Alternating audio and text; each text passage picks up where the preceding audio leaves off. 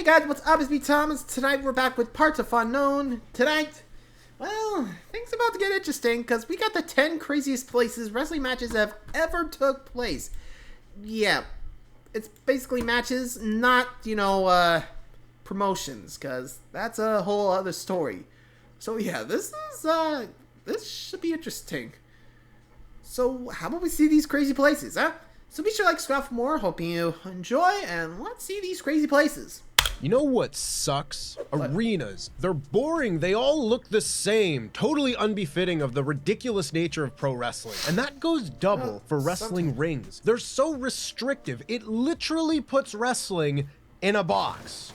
But some people in promotions have fought to challenge this idea by holding their wrestling in more unique locations. And these unique locations are much more in line with the expressly wacky world of wrestling, and thus I am officially petitioning to hold every episode of Raw, SmackDown, and Dynamite in a cave. I'm Tempest, hailing from partsFUNknown, and these are the 10 craziest places wrestling matches have ever taken place. But before we get on with our list, make sure of course that you like this video, subscribe, and enable notifications to always on so you never miss a fun list just like it, and make sure that you check out all of our end of year content coming throughout the month of December. We got end of year lists galore, so make sure you don't miss a single one. Ring that bell. Ring it. Ding, ding, ding, ding. Number 10, Kenny Omega's Family Cottage. Who would have thought the legendary career of Kenny Omega would be kickstarted in 2008 by a match in his very own family cottage in Manitoba, Canada. Omega's opponent, Mike Angels, who had much of his success in Manitoba-based company Premier Championship Wrestling, was minding his own, playing some Super Mario World when Omega and a referee would turn up and demand a match for Angels' 24/7 championship.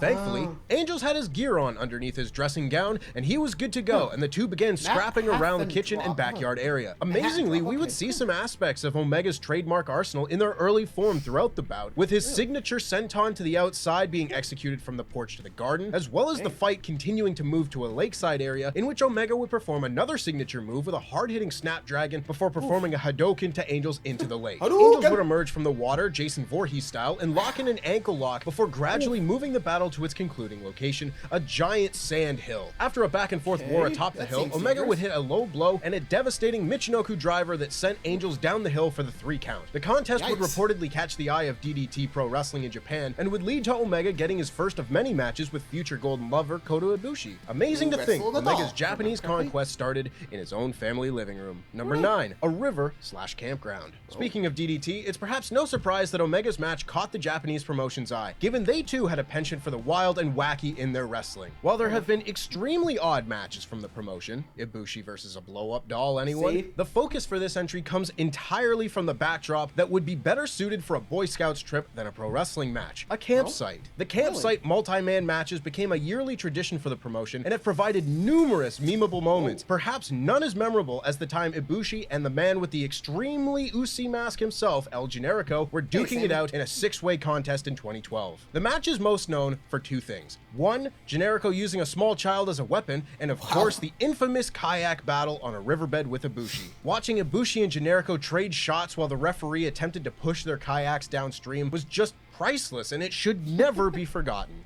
Number 8, a cave. Quick question. Why is it infamous? I never actually heard of it. Like, was it awkward for them to, be stuck there? I guess they were waiting for the river to carry them off, but I guess that was too shallow. Whoops. At least that's what I'm thinking happened, but like I said, I don't know much about the camp match. I'm gonna have to look this up later. But hey, can't blame me for being curious, Anyway, moving on. Japanese indie promotion Ryukyu Dragon Pro Wrestling made history on March 21st, 2013 when they hosted the first wrestling event in an actual cave. No, not a cage, you didn't hear me wrong, a literal cave. The cave in question was the Gangala Valley Cave in Okinawa and hosted a 3-match card headlined by a tag team match involving Ryukyu Dragon's founder, Gurikin Mask. However, due to the obvious restrictions, they can only host a small crowd for the show. But why did they do all this exactly? Well, we're not quite sure. The promotion was supposedly just experimenting, so maybe they thought this whole cave thing would catch on. I mean, it earned them an entry on partsFUNknown, which is what all wrestling promotions secretly strive for. While it did gain the promotion a lot of notoriety and placement in the wrestling history books, it's not hard to understand why it was never repeated. Despite this, it's undeniable that it looks freaking awesome aesthetically. Your move, Tony Khan. Number 7, on a boat. The Jericho Cruise, a perfect amalgamation of 3 of humanity's favorite things: pro wrestling, rock and roll, and boats. Known officially as the Rock and Wrestling Rager at Sea, the cruise was birthed in 2018 from a partnership between Jericho and Ring of Honor and took place over the course of 4 days with 4 different match cards for each night. As well as hosting traditional wrestling events, the cruise also hosted rock concerts as well as live podcasts and even stand-up comedy. Sea of Honor, as the first installment was called, saw 31 matches in total with talent sailing from Miami, Florida all the way to the Bahamas, and was such a success it spawned 2 more installments in 2020 and 2021 with a 4th planned for 2023. Modes of transport don't often equate to a successful venue for pro wrestling, as we will find out later. However, the concept of nautical grappling is undoubtedly a success, with the latter 2 installments of the cruise seeing many of its matches air on AEW Dynamite. The concept clearly has sea legs, and begs the question why WWE didn't utilize a similar venue for their pair of pirate-themed WrestleManias in 2020 and 2021. I mean, I know why they didn't do it in 2020, but 2021 there's no excuse. Number 6, a moving train. In 2015, a whole 3 years prior to Jericho's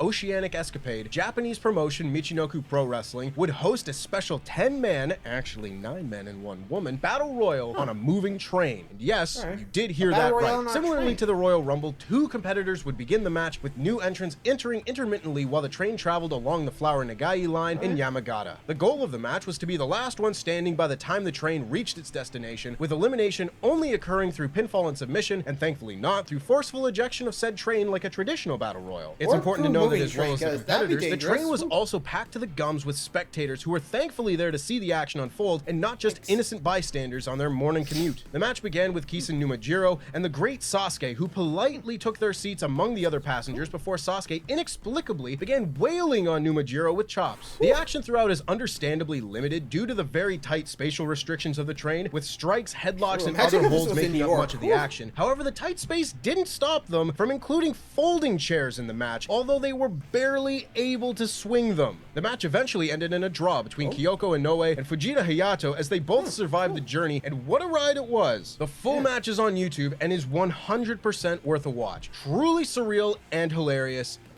Only in Japan, eh? Number 5, a moving truck. Okay, maybe it's not just in Japan, as WCW was also no stranger to ridiculous stipulation and locales for its matches, particularly towards the end of its lifespan under the Vince Russo regime. However, years prior at Uncensored 95, Dustin Rhodes and the Blacktop Bully, better known as Smash or Repo Man in the WWF, competed in a King of the Road match. What is a King of the Road match, you may ask? Well, both Rhodes and Bully would be locked in a hay bale-filled cage on the back of a moving 18-wheeler truck with the objective to sound a horn that is suspended at the top of the cage. A winning concept if I have ever heard one. The match's action was primarily displayed through cameras on the back and front of the truck, as well as the WCW helicopter flying high in the sky. The whole thing is a bit of a mess, in all honesty. The constant camera cuts combined with the action consisting of not much more than stumbling around. Bully eventually got the W. However, the match would not only be remembered for its ridiculous stipulation, but also for the fact that it ended up getting both men fired from WCW altogether. Both Bully and Rhodes bladed during the match, and at that time, that was strictly forbidden in WCW and resulted in both men being given their marching orders. If only a promotion had a match on a moving plane, we could get the wrestling spin-off of Planes, Trains, and Automobiles I've always wanted. Number 4, a train station. Okay, so we've already covered a match on a train, but how about a match at a train station? That's surely less strange, right? The difference with this entry being that the venue was not implemented for some kind of special stipulation, but instead was simply due to WWE having little other options for a venue. WWE's Shotgun Saturday Night was initially hosted at nightclubs or even cafes across America, which gave it a very unique, much grittier aesthetic than the typical WWE product of the time. However, this was extremely short-lived before WWE decided to scrap the whole thing in favor of traditional venues only 6 weeks into the show's run. The final traditional episode of Shotgun Saturday Night came on February 8th, 1997, and hailed from none other than Penn Station in New York City. However, with the station obviously being a public venue, this meant that WWE couldn't make a single dime from ticket sales. While the original Shotgun Saturday Night was a logistical nightmare, at least the Penn Station episode provided a memorable contest between eventual long-term rivals Triple H and The Undertaker, with a one-of-a-kind spot that saw Helmsley get tombstoned onto a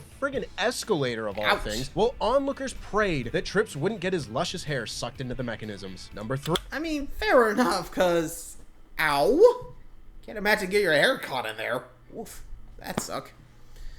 So, anyway, final 3. This is gonna be an interesting one, so let's see how they wrap up the list. 3. The Mall of America. Speaking of escalators, you know what else usually has them? Yeah, the shopping malls. Am I right? Okay, that was a terrible segue, but for entry number 3, we have WCW reappearing with their historic first edition of WCW Monday Nitro from September 11th, 1995 that came from the Mall of America in Minneapolis, Minnesota. While other notable WCW events occurred in unconventional locations such as Bash at the Beach 1995, which hailed from an actual beach in Huntington Beach, California, and of course the Road Wild pay-per-view, which was hosted for 4 consecutive years from the Sturgis Motorcycle Rally. However, while both of those are extremely out there, the pilot episode of Nitro has become iconic and is well remembered for the shock debut of Lex Luger, officially beginning the Monday Night War with WWE's flagship show Monday Night Raw. The sold-out crowd on hand for Nitro's inception saw heavyweights such as Sting, Ric Flair, and Hulk Hogan all compete in the hour-long show, and while future editions would move to traditional venues across the country, WCW certainly started with a unique opener, that is for damn sure. Number 2, in an empty baseball stadium. Some fans may associate the empty arena match with WWF's Halftime Heat or AEW's Stadium Stampede, and rightfully so. They were both pretty awesome. However, for this entry, we would like to focus once again on the cinematic wrestling legends over at DDT Pro Wrestling and their June 1st, 2017 bout between Minoru Suzuki and company president Senshiro Takagi at the very empty Tokyo Dome. What sets DDT's effort apart from the rest is once again its sheer randomness and sense of humor, with Suzuki in particular just providing countless memorable moments. Cameos from Japanese legends Genichiro Tenryu and Aja Kong, who even sings the Japanese national anthem to begin the match, by the way, as well as other comedic appearances from notable Japanese pros like Ken Oka, Saki Akai, and deathmatch legend Jun Kasai, who switched professions to become a janitor for one night only. The highlight, though, has to be Suzuki brutally kicking the pestering Gota Ihashi down 3 separate flights of stairs. Honestly, the sound of those kicks. Good grief, even for a comedy match, Suzuki never holds back. The match was eventually won by Suzuki with a gotch pile driver at home base of the field after Suzuki managed to break a submission hold by crawling to second base. I mean, he was safe, what can I say? Afterwards of which, Takagi would announce his retirement only to swerve Suzuki and give him a stone cold stunner. So yeah, if you haven't figured it out by now, DDT are just the best. And number 1 on a desert island. And finally, the number 1 spot fittingly goes to another Japanese match coming from the premier promotion of the country, New Japan Pro Wrestling. While not often as outlandish as DDT, New Japan has perhaps the wildest location of any wrestling match ever, that being a remote desert island. Oh, and not only is it a match on a desert island, it's a death match on a remote desert island. Providing the earliest example on our list and perhaps the first example of a cinematic match in wrestling, the match served as the blow-off of the personal feud between Masa Saito and New Japan Pro Wrestling founder Antonio Inoki. The pair had already duked it out in the ring numerous times that year, with the veteran Inoki primarily getting the better of the younger Saito. However, even after numerous in-ring clashes, the only fitting thing to do was to take the action as far away from a wrestling ring as humanly possible to finish the feud. Psych, just kidding, there was a ring on the island as well. The match took place at Ganryujima Island all the way back on October 4th, 1987, with a ring set up at the location in dramatic fashion. Despite the inclusion of said ring, both men would spend the majority of the match outside of it, battling all over the island for a whopping 125 minutes, becoming one of the longest matches in wrestling history to this day. Inoki would once again triumph over Saito in the end via a TKO, closing the book on their rivalry once and for all. And I mean, I bloody well hope so anyway. How can you top a match on a desert island? Given the excessive length and truly plodding pacing throughout the match, it's not very watchable these days. However, for historical significance and sheer spectacle, you will struggle to find an earlier or better example of a promotion deciding an arena just wasn't enough. And that's our list. Fair enough. Does give you a feel like it's a final match, considering like no one else would be on the island, so it's pretty much these two duking it out until they either give up. And the fact that it ended in TKO, which I gotta admit, you don't see often, you know? Usually they're either just pinfall, disqualification, submissions, sometimes countouts, sometimes, you know, draws, but not really a whole lot of TKOs, you know? Which I gotta say, you gotta give them credit. They really did what they could. Anyway, so I gotta say, these were pretty crazy. Anyway, until next time, guys, thanks for watching. Thanks, subscribe for more, and I'll see you around. Adios.